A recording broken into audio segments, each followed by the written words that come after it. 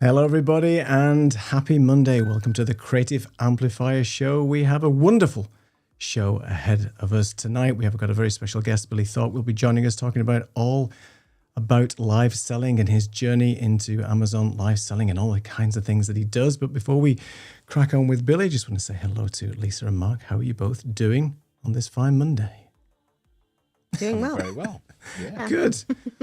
Good. Everything good with you guys? You've been up to anything special? What's been going on this week with you? Mark, anything interesting? Well, I've just started my latest podcast season, which is very, very exciting. As I think I mentioned, maybe it was last week, I've got a sort of a 10-week season with someone, which I'm very excited about, helping them go through their book and just diving into their stories a bit more, making some kind of movement for anyone who's got a child and having some kind of educational experience, which is a bit more up to date and worthy of what people need. So yeah, so we had our first recording session today and it was absolutely fantastic. So I'm looking forward to the next few of those that are going to happen over the next few weeks and get it out in the new year. All right, fantastic. Lisa, how are you doing? Great. I'm doing really well. So I have a little bug flying around. Oh, It's trying to get on camera. Camera shy. So if you see me doing this, I'm just not being odd. It's been a good week. I was, working with clients and we have odd hot weather right now. So oh, really? It feels like summer. Yeah. It's November. Yeah, it hasn't It's November. been too cold here at the moment. A little bit rain, but it's still weird. And I'm keep pinching myself because it is November. It's nearly a few weeks to Christmas, and here we are. Anyway, we love talking about the weather, but let's bring on our special guest today, Billy Thorpe. You ready? Let's bring you on, Billy. What is up? What is the up? Creative Amplifiers. Man, I'm excited to be here. I love you guys. I miss you. We met at Creator Camp, and I'm glad to see your faces again and talk to you. Oh, it's thank better. you so I much. see your faces a lot, but to talk to you is fun. Well, we were just saying in the pre-show that we met a couple of years ago now, right? Two creator camps ago, something like that. And we've been wanting you to come on the show, but obviously schedules and time and all that kind of stuff. And obviously things have changed a little bit on both sides, which has allowed you to come on to the show. So it's great to see you live with us today. And we're looking forward to sort of picking your brains a little bit about live selling and everything else. So for those of the people who have joined us today, and there's a few people in the chat already who haven't met you before, Billy, maybe you could just introduce yourself and let people know who you are.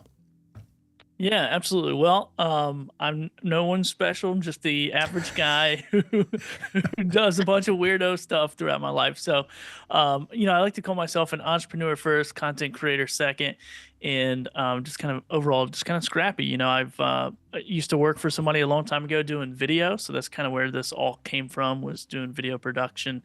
And then got into entrepreneurship when I was getting married and realized my bank account was super empty. I was like, this can't help me. I know it can't help me and another person. So this isn't going to work. And started a t-shirt printing business and did that for probably 8 years until 2020. We all know what happened. And then I started into the podcasting world and then learned that everyone didn't know how to monetize a podcast with sponsorship deals or thought they had to have big numbers. And I went out and got a sponsorship deal with 400 downloads on a saltwater fishing show.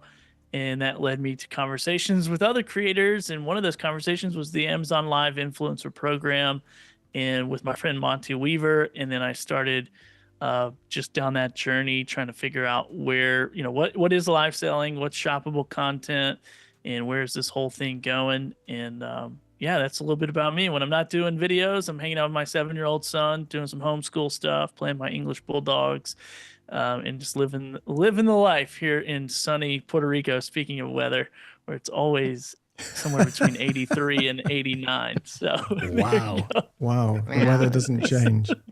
So yeah, just a reminder. So 8 years in the t-shirt printing business. I mean, that you must have learned so much from that experience, and to keep that going for so long. I mean, that just testament to your sort of tenacity and sort of hard work, I think, on that, because that's not an easy profession to be in, even just for, somebody like yourself.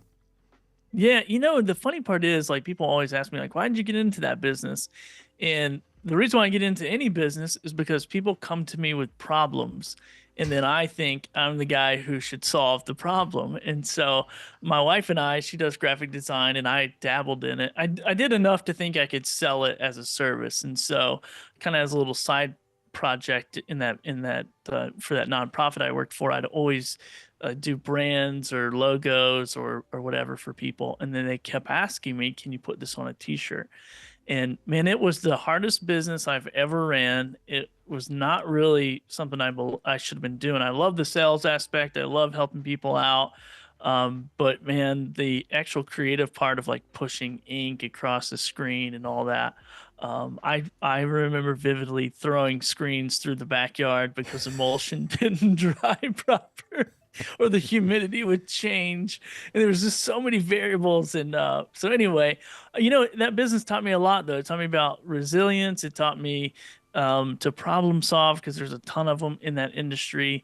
And then it also taught me stuff that I don't want to do this or this type of business, where everything is so fully customized, and it was a big ticket item with low margin, so it put me at risk all the time. And so I kind of learned a lot about business with that first one, for sure. So tell us how you got into the whole Shopify and Amazon Live selling piece, because that's what we're here to talk about today. And it's fascinating to me because I don't know anything about it. I don't even know where you start, and hopefully we can go into some of that today as well for people who are just thinking about it. And just tell us how you sort of started with all that. Yeah, so kind of the intro was, I was podcasting, and so I right during the pandemic time, I didn't have, my t-shirt business went out of business because I catered to big crowds.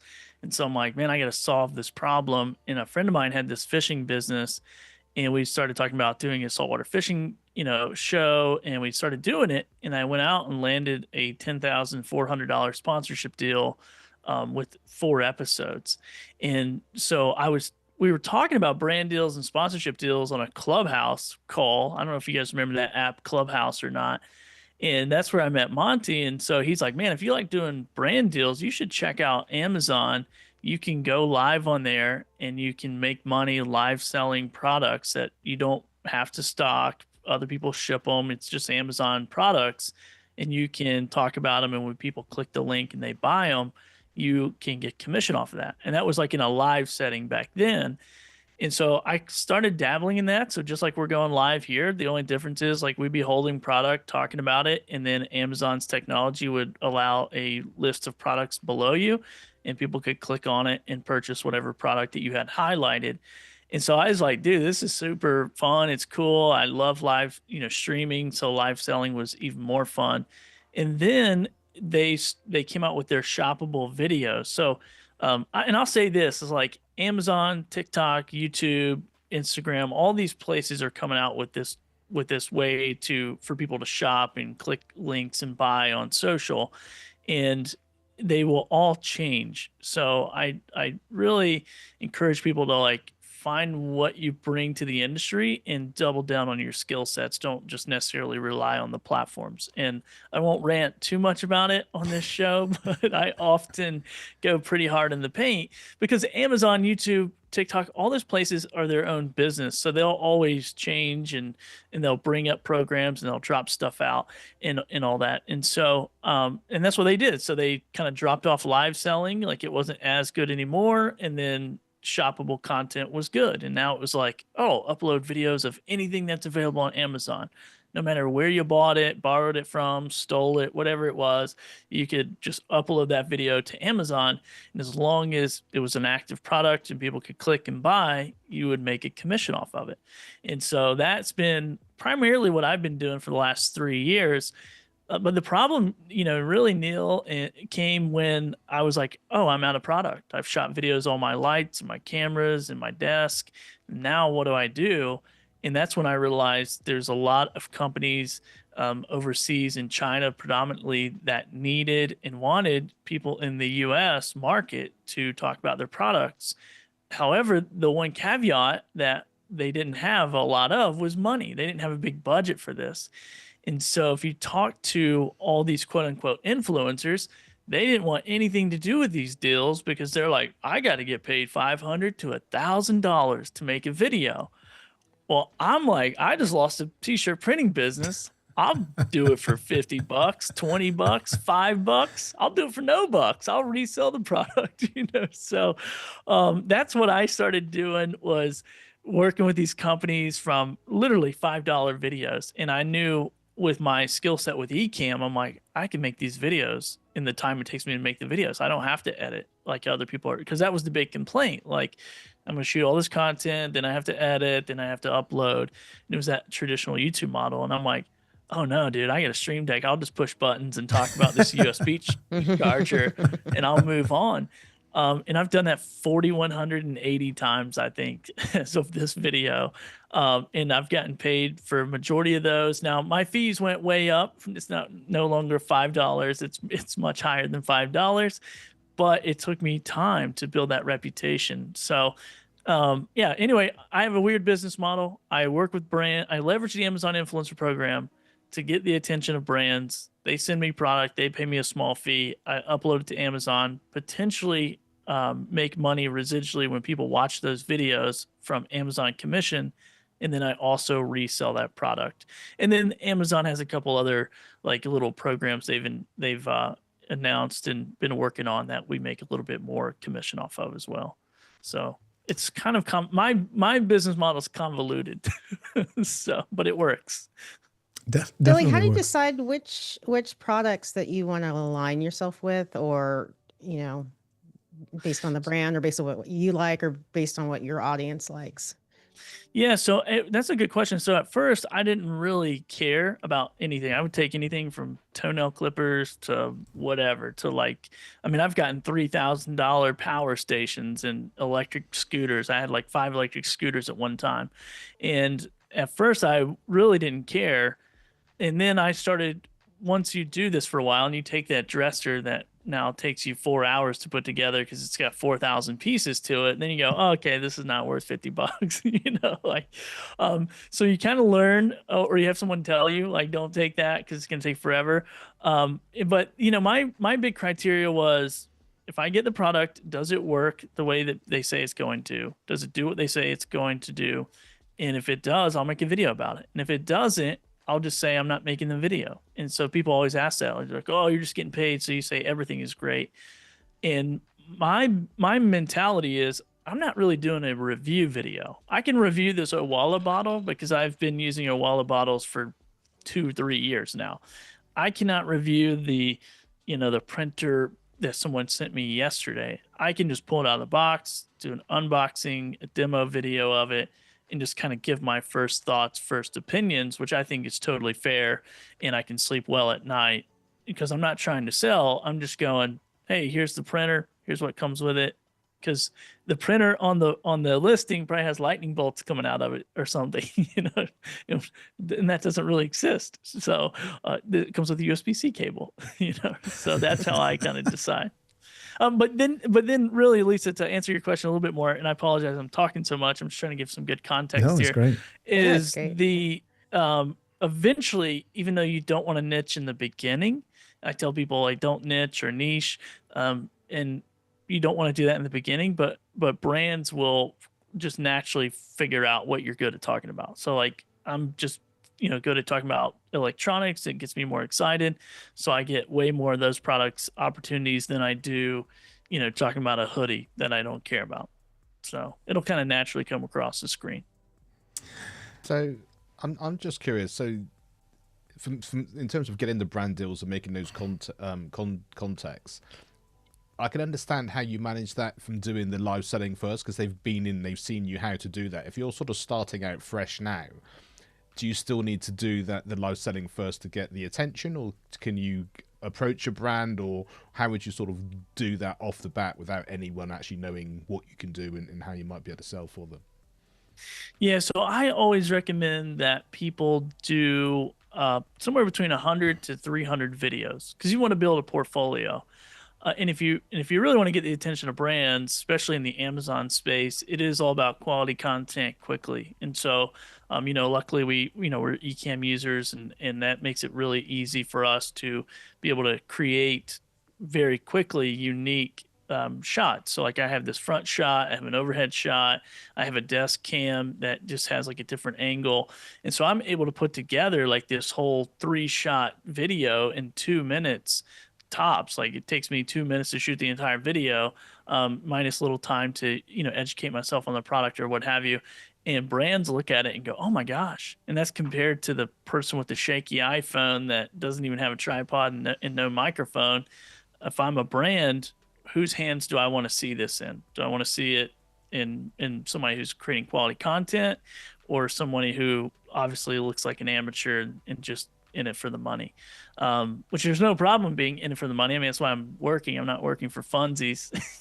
But I think that's the thing I would say. And then on the live streaming aspect, that is one of the things I recommend people do, is go live stream late at night.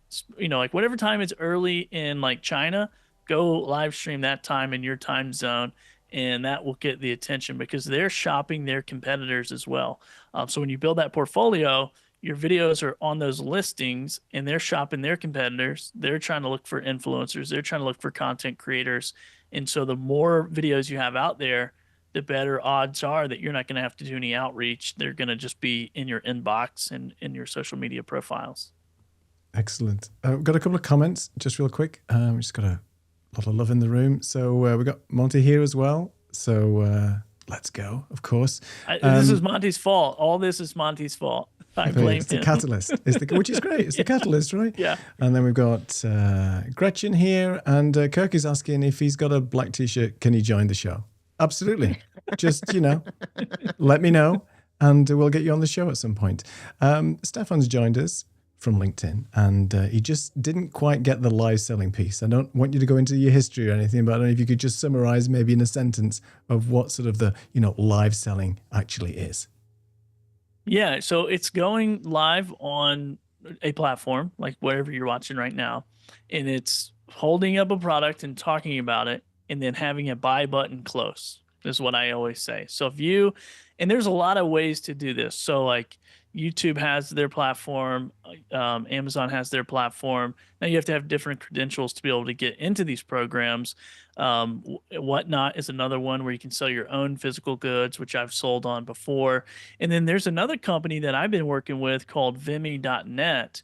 And they are actually, you can use, it's kind of like a StreamYard, or, it's kind of like a StreamYard, but you have a product where you can connect your Shopify store to, if you have a Shopify store, or you can just do custom links. So like I'm an affiliate for Amazon, for Ecamm, for, whatever different softwares. So if I'm going live, this will actually bring up the picture onto the screen. It'll bring a QR code. And then if it's on YouTube, it'll actually dump that link into the chat. And so it's basically content with the buy now button close. I remember when Amazon live selling was on, it was pretty cool because you'd show up the product and then you, as you said, you get the QR code pop up there, and it was, it was really cool because it's like a real time sort of display of what's going on. And you have it's almost like you have you had to use your phone, I think, to go through each of those items. So as you were talking about them, like what's on my desk today, and you could go through and talk about those different products, and those QR codes would pop up and things. There's a question from, I think it's Wayne. Do you have a YouTube shot? If so, what e-commerce, or I'm not sure what that was. But anyway, is there such thing as a YouTube shop right now? I know you were mentioning that YouTube is getting into the shopping. I know they're doing courses at the moment and all kinds of things. Is that something that's available, or? It's not available to me because I don't have 10,000 subscribers. But I think if you Oh, I have see. 10K subs or more, I think you have the ability to have products. And I don't know if it's in a live environment yet, but I see it all the time in, different YouTube channels, and they have their own little branded shirts and stuff going across the bottom of the video. I believe it's right before the description or something like that. So Cool. yeah, that's what I would be calling a carousel. And then Bill- same thing for Amazon. It's like if it's the photo and then you see like the line of pictures, if you see like a little video play tab, that's like a carousel of those different videos and stuff. Sorry, Lisa, I cut Oh, you no, off. I'm just curious. There's another company, LTK, that is really popular for, or for women, I would say. I don't know exactly what their demo is, but it's clothing. There's home things, and it's that model, but it's a little bit different. And I was just curious, have you had some of your clients that you're working with that are trying to use what you're teaching over there? Yeah, I don't know anybody personally using it, but I Mm-hmm. see in a lot of these groups that and that's the beautiful part about being a content creator and having these skill sets. It's like you can use that on Amazon, on YouTube, on whatnot. The ability to show up on camera and talk about a product, hold people's attention, get people to purchase or make conversions. So I know like Poshmark is another big place it's Mm-hmm. doing live selling. eBay is now into the live selling game as well. They're kind of I don't know if it's out of beta, but they were doing certain certain categories. So yeah, I've definitely heard of LTK, but I don't think I know anybody personally, but I've It's seen using it it. Yeah, in a just bunch of curious. groups. Yeah. So I guess this comment here just lends us nicely into the question I was going to ask you next is like, where do you start? So, I mean, it's a great idea. And obviously you can make quite a bit of money with it, depending on how much effort you want to put in. And I think as we were talking about just before the show, you can basically do this whilst you're in full-time employment as well. So you can do it as a sort of a side hustle. And then obviously when it takes over and you can make, as much money as you want, depending on how much effort you want to put in and how many times you want to go live and how many videos you want to make and things like that. So if somebody was just to come to you today, and I know you have a program about this as well, so you don't have to give away the secret sauce, but if somebody was to come to you today, what advice would you give them and where would you sort of say they could start? And I guess it depends on which country they're in as well, because Wayne was saying that it's 1,000 subs in Australia for a shop. And I think I was referring to YouTube. So I think the criteria is slightly different depending on different types of platforms. So let's say people in the US will start there. Sort of where would you say is the best place to start and what advice would you give them? Yeah. So I think if you are, it depends on now, if you are not on Amazon at all, obviously people just don't go create content on Amazon. But like if I was already a big content creator on TikTok and I wanted to leverage that audience already, or that that influence, that appearance already, I would probably just start where I am on TikTok Shop. And then see what programs they offer. So if you're already quote unquote big on a platform, you have an audience on a platform, maybe start there, do some research, figure out, do they have something in this live shoppable content space available? And then if you've never done anything with content at all, there's different criteria, like the influencer program for Amazon, for instance. Nobody really knows what you need to get into it. Now, a lot of people will say they know, and they will ask you to pay them, and they will tell you what those secrets are. They don't know. I've seen people with 50 people get into the program. I've seen people like with 10,000 subscribers not get into the program. The thing you need to do is take your most engaged, most active social media platform and just go apply for those those programs. And so that's the first thing that I would do. And then once you get into it, like, I work with a lot of Amazon influencers because that's the where I play at the most. And it's shocking to me how many people I see, they have the credentials on the social profile to get into the program, but they don't go study the game. and I never understood this. You know, after I got into the Amazon influencer program, it took me months to really get started because I didn't understand what was going on. And so I really went and studied the game. I found the top creators. I looked at their strategies and then was like kind of following them. Not that you have to take 3 months to do that or whatever. But I see a lot of people get in, they'll willy-nilly start posting content, doing craziness, and then Amazon kicks them out, or you know, they don't get into the different tier. Because for Amazon, you have to, one, get a storefront and become an Amazon influencer. So that's like level 1. Are you approved? Use your most engaged, most active social following and see if you can get in. Once you get in, you get a storefront. That's when you can start to curate like different ideal lists. So it's kind of like basically like a wish list with a different title. You can do that. You can put videos on there. You can put photos on there. But if you want on-site placement, which is basically Amazon saying, hey, Lisa, your videos, we're going to take them and we're going to put them on product pages on our websites. So that is on-site placement. You have to get 3 videos approved. And so if you upload 10 videos, it's going to not approve those 10 videos. You need to just upload 3 videos and then go through the approval process. So yeah, that would be my suggestion, is like, if you're already on a platform, see what they have to offer. If you're interested in Amazon, go apply. If you become an Amazon influencer, then read the rule book. First of all, you're not going to step into a UFC ring and be like, all right, baby, let's go, like without preparing. But people will step into business all day, every day with no preparation and then just be a disaster. And I'm like, what are you thinking? So those are my little tips. I think because people like yourself have made it look so easy in terms of you're everywhere on these platforms and you're doing well and your content is great and it seems to be quite effortless. I think a lot of people just think, yeah, I can do that. I'll just bang out a few videos, do a few reviews, and away that you go. And I think that's important for people to realize that you've got to study that. It's just like a game, isn't it? It is a business, and you got to tackle it as a business. It's not a hobby, right? Yeah, and then, you know, the interesting thing is it's a business that you don't control in the beginning. So it's like you start uploading, and this is the problem with all of our content creator journeys and businesses, really. If we are posting stuff to a platform that we don't own, then we are always at risk as to what their next business move is, not what our next business move is. And I don't know about you all, but I hate losing because of someone else's business decision. I don't care to lose. I just want to lose because of my own decisions. And so, you know, when I started to realize this with the Amazon program, I'm like, oh, I uploaded more content the second year, obviously, than I did the first year. I made less money the second year off of the platform itself than I did the first year.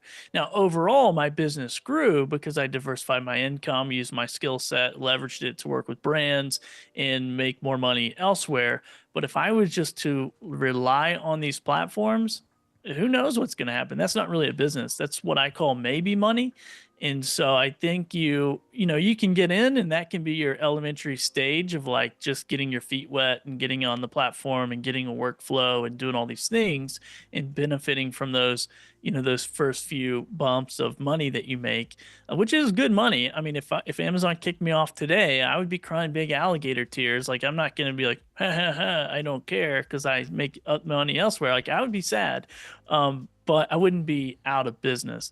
And I think that's one thing the t-shirt business taught me is I catered to one niche of people with big audiences. And I built product tables for this one select group of people. And then when the game went away and it was over, I couldn't figure out how to pivot and work with e-commerce sellers or people who are selling online or different brands because I didn't diversify my income enough.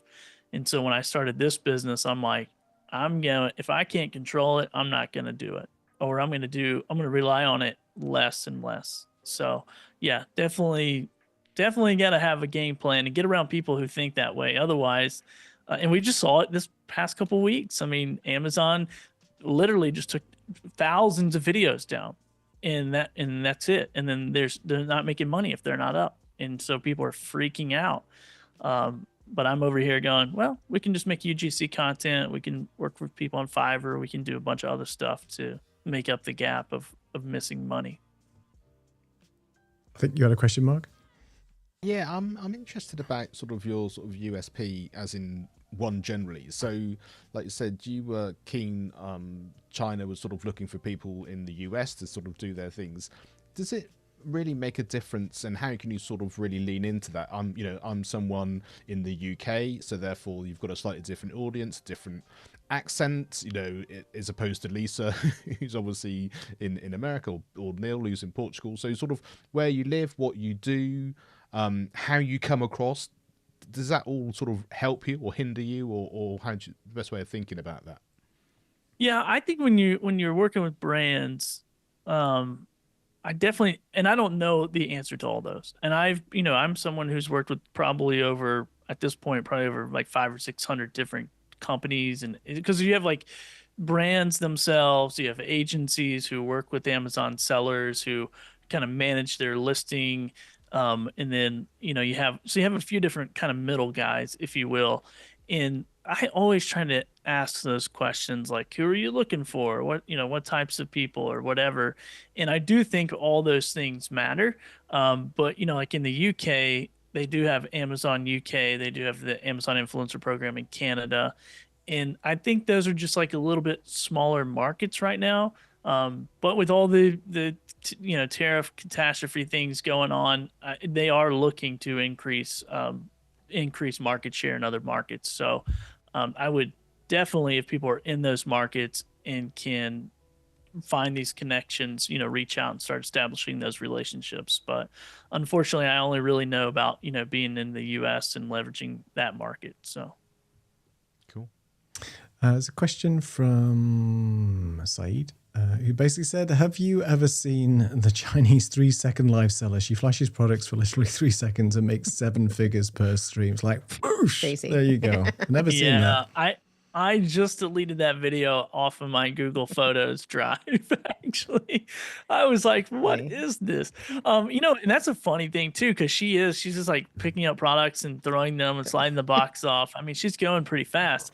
And when I kind of dug into that story, because I'm like, how is she doing all? First of all, this type of selling has been going on in China for 20 years, I think. So, I mean, I know people that live in China, and I'm like, oh, do you live sell? They're like, dude, everyone live sells. Like, you're just chilling out at home, you want to make some money, you start live selling. And I'm like, gosh, that's crazy.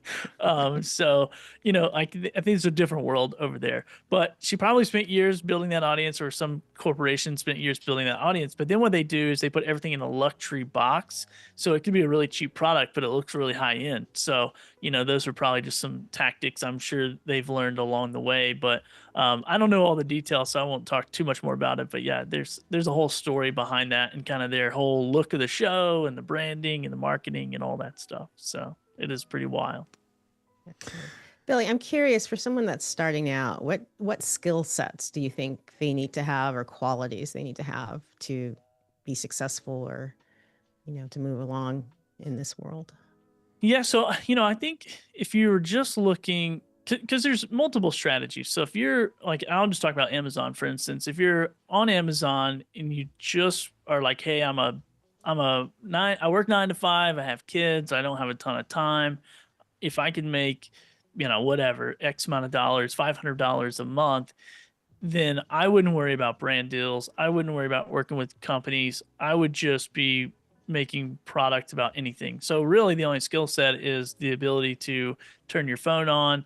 Well, one, getting in the program. So that's the first thing, is like, if you don't have a social media following, go figure that out. I had to figure it out. I can't tell you the secret recipe. I don't really build audiences. I work with companies and just leverage skill sets to do that. So I'm not a audience building guru by any means. But that would be the first thing, is like, become an influencer of something. To be in influencer programs, you got to be some kind of influencer on social. And then I would get good at video.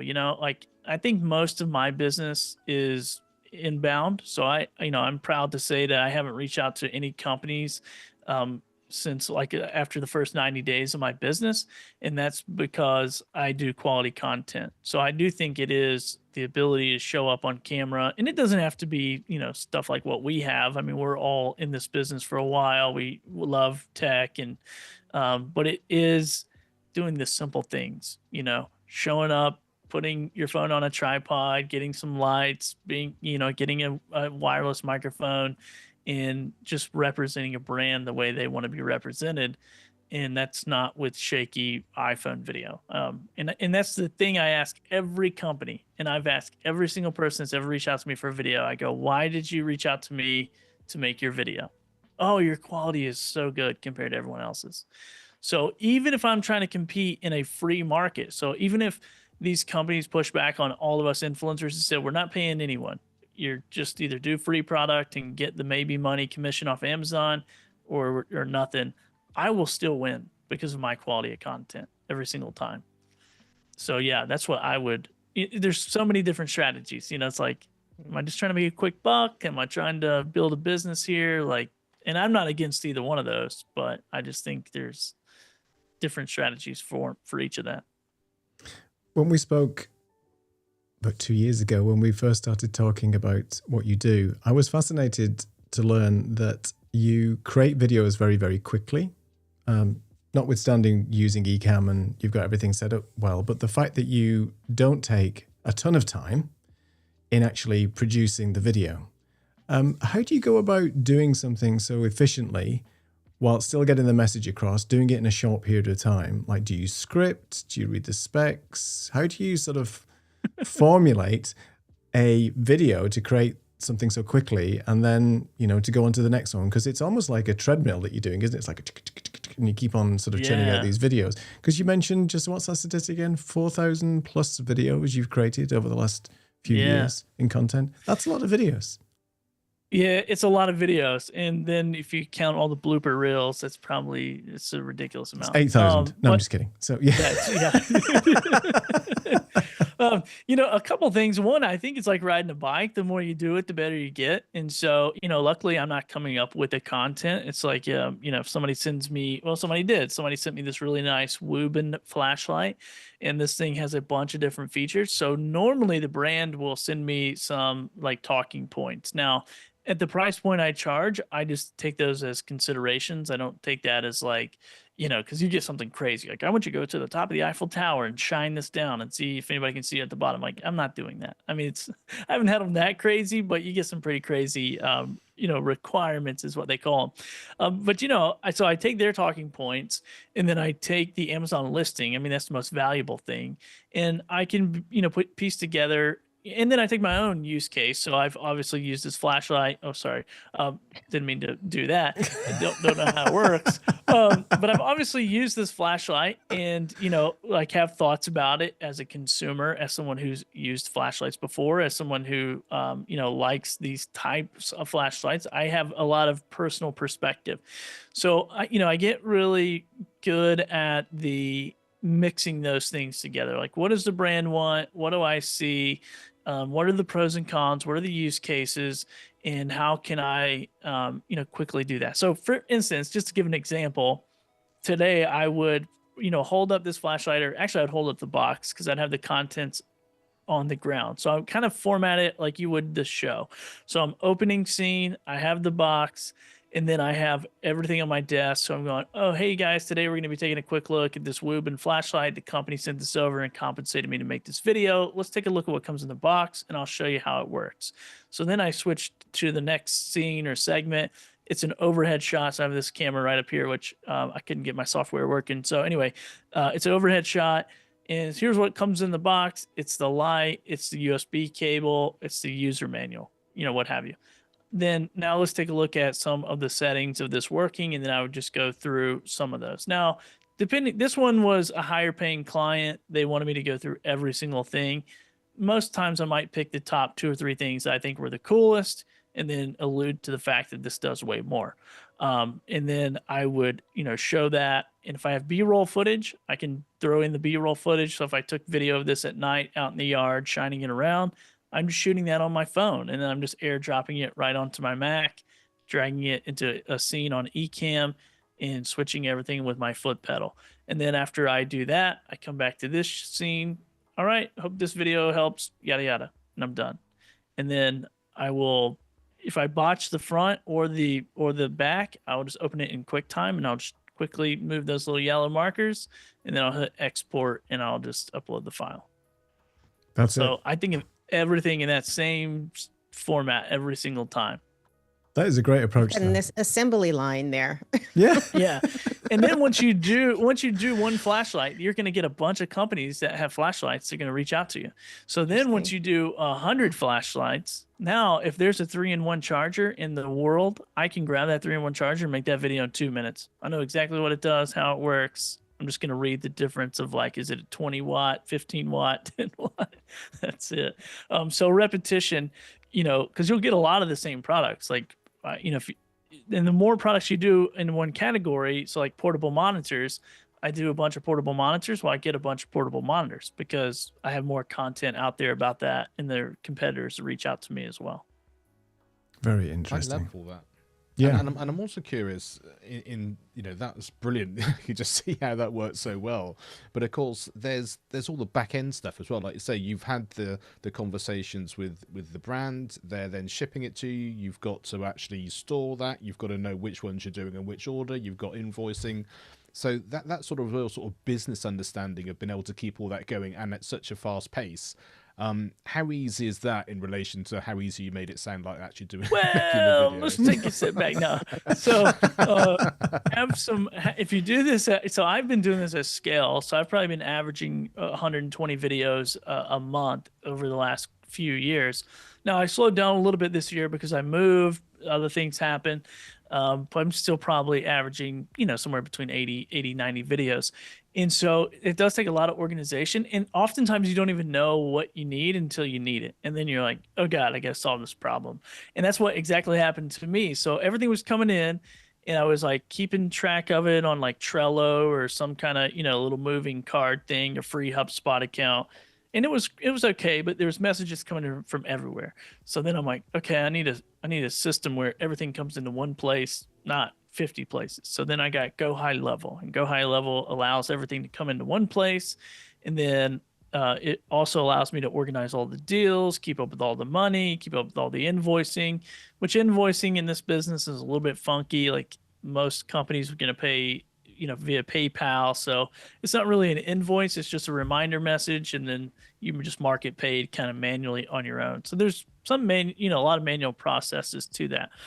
So in my system, like, first of all, I negotiate with the brand and I'm going to lock them in. Like whatever we talk about, I'm going to lock them in because I don't want to renegotiate every single product. I don't have time for that. So if we lock in and they say, hey, I'm an agency and I got thousands of products, and I go, and you got a budget of $30, cool, let's do $30. I'll lock it in. I'll lock it into my system. And then every time you message me, it's just yes or no. It's not how much. It's not any of that friction is not reintroduced back into the conversation. I'm just literally saying, yes, I can do it, or no, I can't do it.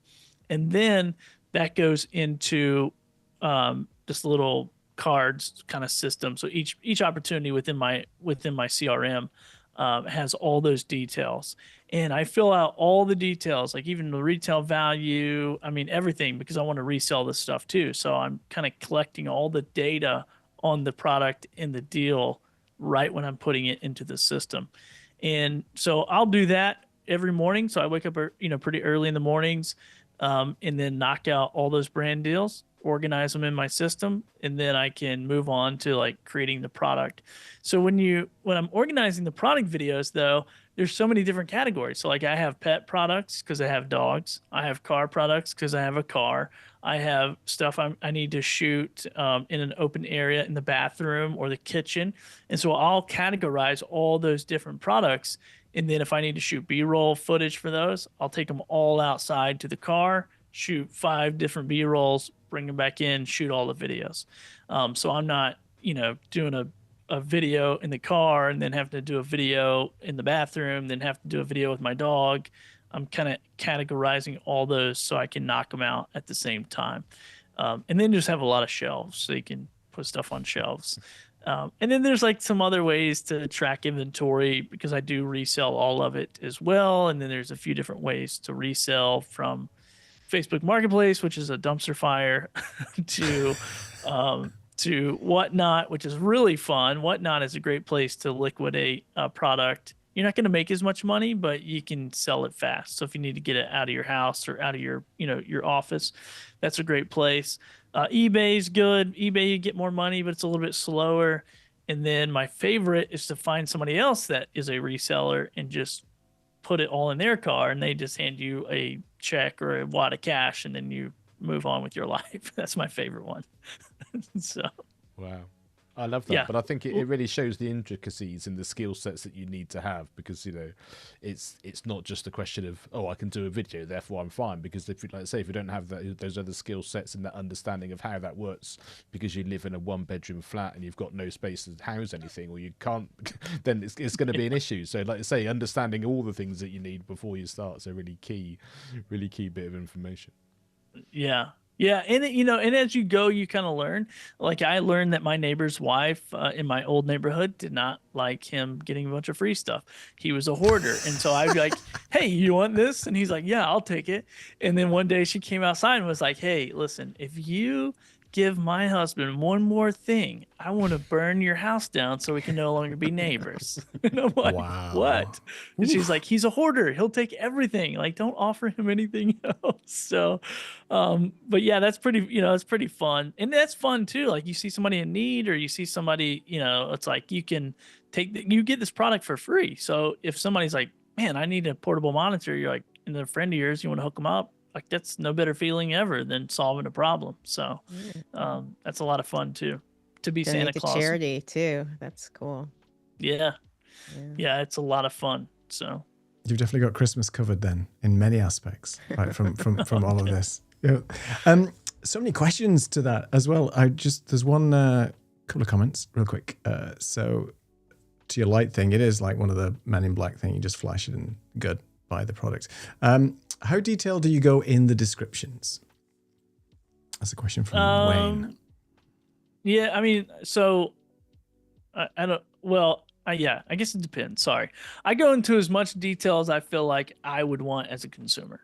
So I'm very selfish in thinking, and sometimes I'll actually go through the product listing if it's been out. So I do a lot of new to market products. So sometimes there's not a lot of reviews or questions, but if I see a product that has a lot of questions in the in the question section on the website, or bad reviews, I'll go look at that and say like, okay, can I solve this problem? Can I answer this question? Because obviously it's being brought up. So I'll go into that kind of, detail in that description. But most of the time it's pretty simple. It's pretty much just like, what is this product? What does it do? What comes in the box? And what do I think about it? How do you, because I'm fascinated now because of all the products that you get, and obviously there's this back and forth, and as you mentioned, if they've got a ton of products and you lock them in for a particular price, and they say, well, we're going to send you like 30 products or something like that. Is there a time constraint associated with some of the manufacturers versus others? Like they'll send you a product and say, I want you to have a video out and on the marketplace in this period of time. And how do you organize that? Because you're dealing with, I mean, I don't know how many products you get a month, but let's say it's a lot. How do you deal with that in terms of saying, well, I need to get this product out by next week and so on? Or do you say blanketly, I will get round to these products when I get round to them because I have a backlog?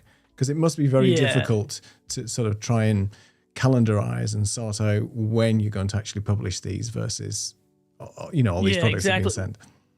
So there's a couple different mindsets behind it. One, you want to get stuff out there as quick as you can, especially on Amazon, because you can potentially earn residual revenue from that product. So that product sitting in my need to shoot pile is not really doing me any good. It's not doing the brand any good. And if it's a $50 price tag, I'm just sitting on $50 that I could be making. And I'm also sitting on the money I could be reselling. And so therefore it's kind of like, that's the name of the game, is like in my business is low ticket, high frequency. And I often, I can go out and try to sell a $10,000 video, but I got to find somebody to buy a $10,000 video. I got to sell it, and then I got to make a $10,000 video, which is going to take me a lot of time. Or I can just do a bunch of these little products and make $10,000 over 30 days and, move on. So yeah, I do think, and some brands do. I mean, I've had people where their product hits the PO box and then they go, "Hey, where's my video?" And I go, "I haven't even picked it up, dude. What are you talking about? It just landed." But it's, for the price point that I'm doing this, I'm in control. And it's like, that's what I have to remind people. If you want it faster, I got a rush fee. I got a fee for everything. So my starting fee is not my ending fee. You want it faster? I got a fee for that. You want a vertical format? I got a fee for that. So you want it longer? You want a revision? I got a fee for that. Like I don't know if you guys have Spirit flights where you're at, but it's like really cheap at face value. But then if you like add a piece of luggage or 1 ounce of weight, that's who I am. Nice. I think that's the quote of the week. That I got a fee for that. There's an app for that. That used to be that. That's old hat now. I got a fee for that. So, and it's a good point, because obviously if people want to expedite the video, then obviously you're going to have to leapfrog everybody else who's in the queue. And why not? They should be expected to pay for it. I have an interesting follow-up question for you on that. So has there been any product that you've been asked to review that you've just flatly refused? You don't have to give me the reason why or whatever it was, but what, I mean, do you get sent all kinds of stuff and you're saying, no, that's not in my wheelhouse? Yeah, luckily they request it and don't just auto send it, but I've gotten some crazy products that I'm not going to talk about, but I save them in my phone and show my friends and go, "Hey, have you ever seen something like this? What do you think this does?" Because it's like crazy. So yeah, wherever your mind just went, the answer is yes. Like that's probably what it pertains. It's like some crazy stuff. And then I've also gotten some products. Like one time I got a microphone that didn't work, and so it was like I plug it in and it like doesn't work. The way it was like making a bunch of noise. And so, I send the brand a message and said, "Hey, look, I can make this video, but it's not going to help you or I, because I'm just going to talk about how trashy it is." And then they're like, "Well, we'll send you another one." So they sent me another one and same problem. Well, then, I kind of did a little troubleshooting, because I'm just like, why is this product not working? And come to find out, it was the XLR cable I was using wasn't the right impedance, and so you had to use the cable for that particular microphone. And so I was okay with that then, because I made the video, because I'm like, well, as long as I know what the problem is and know how to solve it, I'll still share the video, because maybe somebody does need that $15 microphone. They just need to know you only can use this cable, and that is it. So, but yeah, I've gotten some pretty crazy products, offers, and I'm just like, no way. And I never really say no. I just say, "How would you like me to demo that?" And then they never answer back. or this might be better for OnlyFans.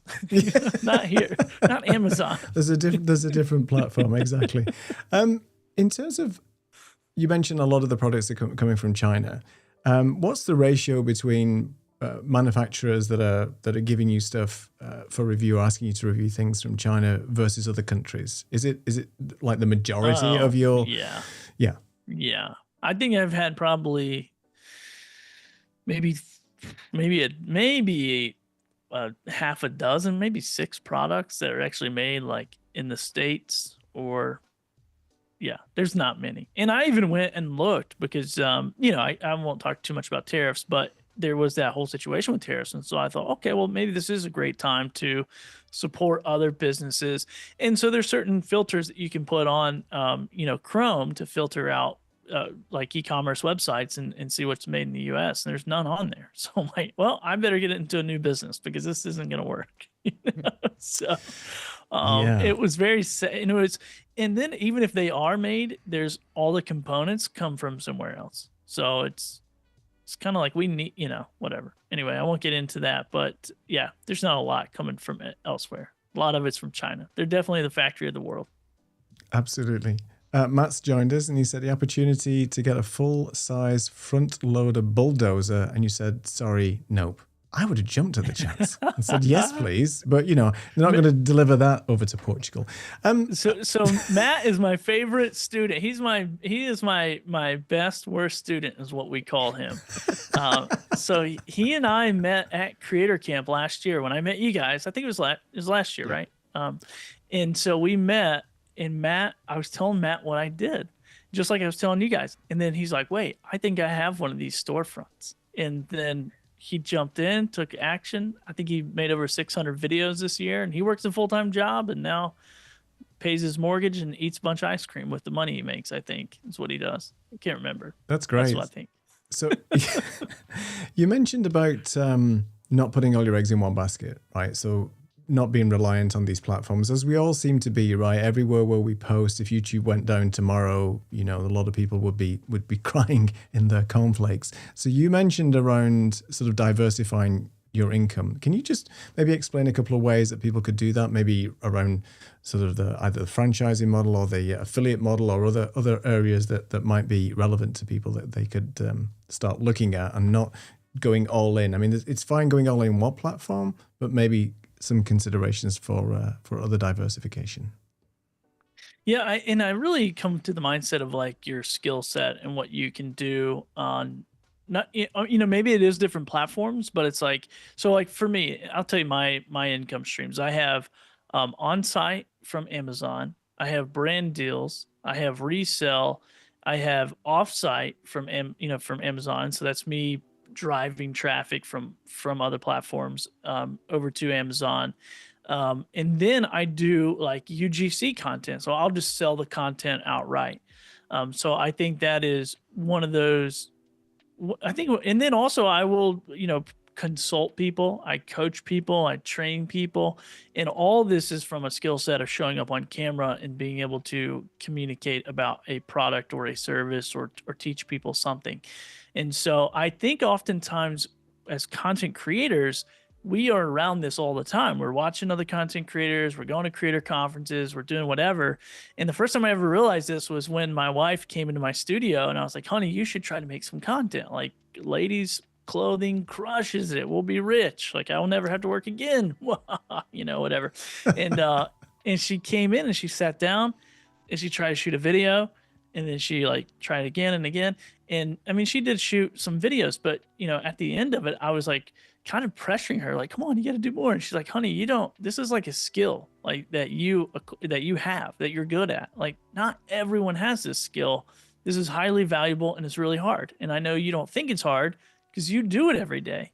And then that just got me thinking, like, you know what? You're right. There's a lot of companies out here with big budgets that need and want video and want to be represented, in a video environment, either live or pre-recorded, but they don't have the personnel or maybe the wherewithal to be able to do that. And so we can show up and kind of fill that gap. So it doesn't always have to be our product. Like, I sell millions of dollars of product. I get compensated and make a commission off of millions of dollars in sales per year of product that I never touch. I never, I'm not bagging it up and shipping it and doing all that kind of stuff. And so I think, in this business, it's really just, it's kind of, you don't walk into Walmart and see one product. It's not like I go in there and see this remote on a pedestal and hope that every person that comes in there needs the Godox remote to the light. They have thousands and thousands of products available, and you got to be that same type of person. You got to be that same, I mean, maybe not thousands, but hey, you need a consultant for live streaming? I can help you with that. I'm working on a deal right now with a company where they want to get into live selling. I don't know. They wanted me to host their show. I go, I don't know anything about your product. That's going to be horrible. We're going to sell nothing. And I'm not going to take 6 months to learn it.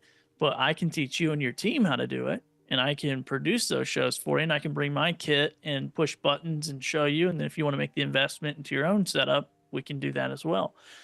So I'm working on something like that, and that's completely outside of what I do every single day. But it's just getting in there, getting the experience, and then being creative in the moment to go, what problem can I solve with this particular skill set that I have? And I love that you're leveraging your skill sets, like how else can I put this to use and have it be beneficial? Can I roll back? I just want to go back. You spoke about UGC, user generated content. Can you talk a little bit more about that? Because it's a buzzword that I see all the time, all over the internet. Yeah, so, and it's kind of like a blurry line. Like there's what I do on Amazon might be considered UGC. I kind of categorize it like I sell the content. So, and even with Amazon videos, I have different, offerings. So I'm giving away the good stuff. I have different offerings. So I have like just Amazon plus other platforms, because I'm not just posting on YouTube. I'm getting paid to post there if I'm posting a video. Then I have like shared usage rights, and then I have exclusive usage rights. And so all those, the price just goes up as the list goes down. And so in the UGC space, once again, there's companies who want someone to, go make an active video, and mostly it's vertical from what I've seen. And mostly it's like kind of chopped up super quick. So there's a lot of editing to it. We've all seen those ads on social platforms where it's like, you think it's a video, but it's not. And then you see the ad, like the sponsored thing, or you see the brand at the bottom. Because I'm like, I always see those where it's like, oh man, I get this super awesome flashlight, and I was like looking in the dark, and I'm like watching it, thinking it's someone I follow, and then I'm like, oh wait, they paid this guy to make this video. And so there's tons of those opportunities out there. And I follow a guy. I bet I see him on dozens and dozens of different brands. But now that's a higher ticket. It's a higher production, and it's a higher ticket offer. But it's definitely, if you like that, and I think this is one thing too that I'll mention, is like, there's so many opportunities with this creative industry and this creator economy. And basically, I don't want to just rely on clicks and views to make money. I want to own a business, and I want to be able to make offers so I can control the revenue. And if I need to go get more business, I can go get more business. And then I also want to do what I love doing, and I want to enjoy it. And some people are like, dude, why don't you can make $1 million a year if you do this or that. And I go, yeah, but that or this would take me 50 hours a week, and I want to work 20, So I want to work 20. I want to be on my golf cart. I want to be with my son. I want to be at the beach, and I want to make X amount of dollars a year. And I don't care about everything else. And so I think that's another thing too, is like looking at all these different opportunities and figuring out which one meets your criteria of life. Like, can you build a business around your lifestyle and not just a business, build the lifestyle and then build the business around it is what I try to do. Which doesn't mean that's for everyone, but UGC is too much work for me, is what I'm trying to say. But it pays better. Yeah, I love that. I just want to just circle back to, I think we were talking about e-commerce sort of earlier on, and you mentioned PayPal. Is that kind of revolutionized, or is that kind of the sort of the hub of everything that you do, as opposed to having different other sort of payment mechanisms, especially like say if you're sort of doing stuff internationally? Yeah, I mean, internationally, most people are paying through PayPal. There's another company called Payoneer that I've been paid through. Zelle. I've been paid almost every way you can think of. Cash App. Some people pay me, but most of it is through PayPal. Yeah, majority of it is through there, and then Stripe. Like Stripe's another big one. Wise. There's so many different ways, and is it Trello? Is another one that's big in the US where people do sort of payments and things like that? I can't remember. There's so many different. Well, I think Trello is more of an organizational tool. Yeah. Right. Yeah.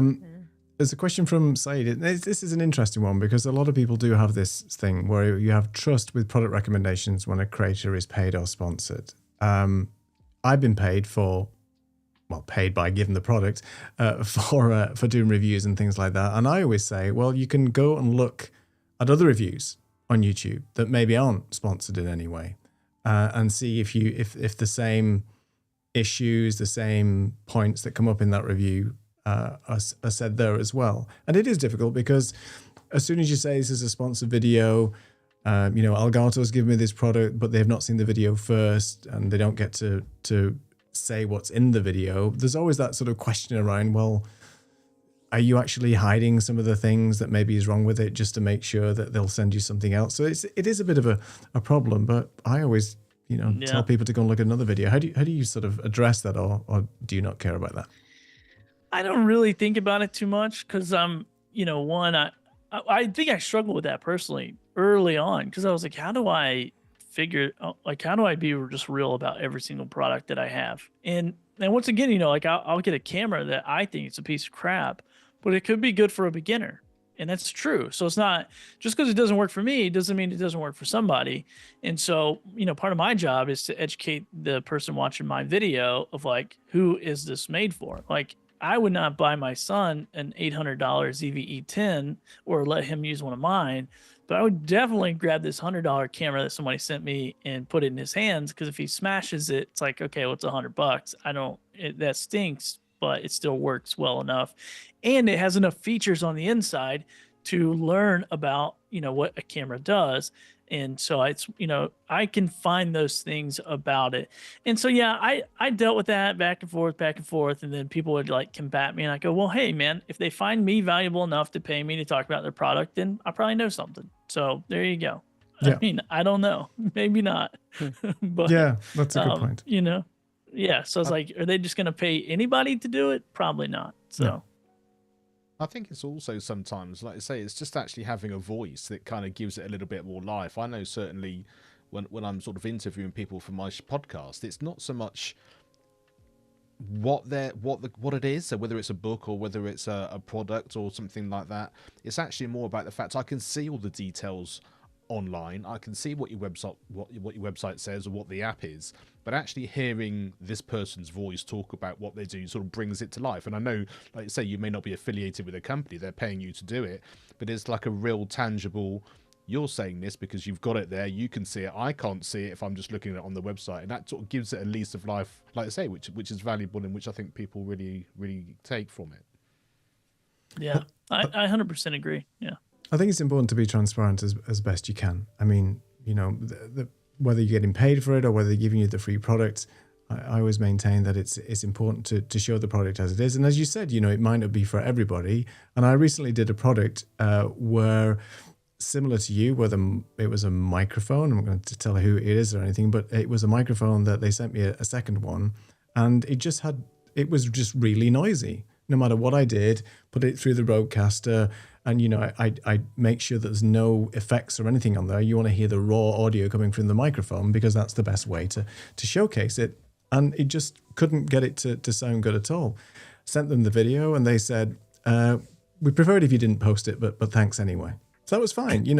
For me, yeah. I don't have to pretend it sounds great because I said in the video, there's a lot of problem with it. It's very noisy. I don't necessarily would recommend it, but look at other reviews and if you want to buy it, it's very cheap. Play with it yourself. See if you can get it to work by doing lots of compression and things, but that wasn't the point of the video. So I think in some cases, they have the opportunity as well to say, nah, it's fine. Keep the product, but we won't show it the video. So. Yeah. Well, and I think too, it's like one of those things where, the videos that kind of throw me off are the ones that's like, all right, today we're going to be talking about this flashlight. And by the way, FTC guidelines requires that everyone disclose if they were sent a product and paid. What is the relationship with the brand? So yeah, I'm going to hit that every time. I don't care if it turns people off or not. I'm like, I'm just going to be as honest as possible. I got paid for this. But what I'm not going to do is go, today we're going to take a look at this flashlight. And I'm going to share my honest thoughts. Because what it makes me think is like when people say that, like, were you not going to be honest? And you told me I'm confused. You're making me feel weird. I'm watching the next video. But I think intention and I think Mark is right. Like we're pretty smart people as humans and we can listen to people's voices and we can watch them and we can really make a decision on our own. Like, do we feel like this person is being, trustworthy? Are they just trying to make a quick buck? Or are they trying to educate me about a product? And so, there's people of all kinds out there and I try, and who knows, I probably miss out on all kinds of opportunities, especially my own products, because I do tell people like, yeah, you want to join my mastermind group? You can pay me to coach you, but it's not going to be easy. It's going to be work. There's no easy buttons laying around. And people are like, oh God, why don't you just tell me about Tiffany that made $9,000 last month? Why you got to tell me it's work? And so I don't sell my own products very well. So, but I think, because I'm all, You go ahead, Neil, keep it. No, I was going to say, sorry to cut you off. I was going to say you keep it real, and that's the main thing. And I think what you've just demonstrated tonight is that you've come a long way. You've worked really really hard to get where you are, and it isn't just post a few things and the money will flow in. It does take effort and so on. And you mentioned this mastermind. So do you want to tell people what you've got in the works and where they can find you? Yeah, so I appreciate that. So my website is just billythorpe.live. And so I couldn't come up with anything more creative than that, just my own name. Thanks, Mom. And so basically I started a mastermind group to help other content creators, especially people who are in the Amazon program with on-site placement, just to think about the opportunity a little bit different and not be so reliant on platforms. And so that goes, from everything from like, what is a brand deal to how do you negotiate it? How do you charge for it? How do you get paid? So what do you do with the product? So all these things that we've talked about, today is what I share in that group. And so I've made it free recently. It was a paid community. Now it's a free community. And then once you kind of get in and you get acclimated with the process, then there's some like other opportunities to work with me personally. But yeah, I just started it, and I told you guys this off air before the show. I just started this group because so many people are asking me, how do you do this? How do you do this? And those same inboxes that they were hitting are the same ones I get paid from, that brands reach out to me. So I'm like, I need this all cleaned up and you guys go somewhere else. But I didn't realize how much fun I would have doing this. And so somebody told me a few weeks ago, they said, you've really, and I guess there's like these different zones. And one of this, I don't know, some book was talking about like your zone of genius. And it's kind of like when you do an activity or you do some type of work and you step away from that work and it brings you energy instead of takes your energy, that's your zone of genius. And I just thought, well, this mastermind group has definitely accidentally discovered that, because I walk away from this group and hear the change that's happening in people's lives. And I just go like, okay, I can do this all day. Like this is easy work to be able to, basically just test stuff and share it, and then share, what I've done over the last few years to get very consistent financial results through leveraging these platforms and my skill set, and teaching those and seeing people take action on them. It's great. I can't think of anything better. Where can I sign up?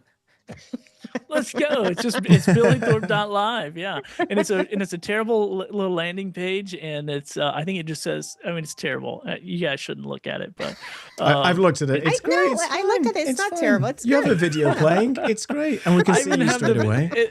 And the video is like a sales pitch, but then there's like a free product. So I got to change that. But anyway, but yeah, come in there and hang out. There's a bunch of people, a bunch of e-cammers in there too. I know we all met through e-cams. I'm sadly one of those people. I've had the storefront and there's things on it, but you wouldn't be happy with me.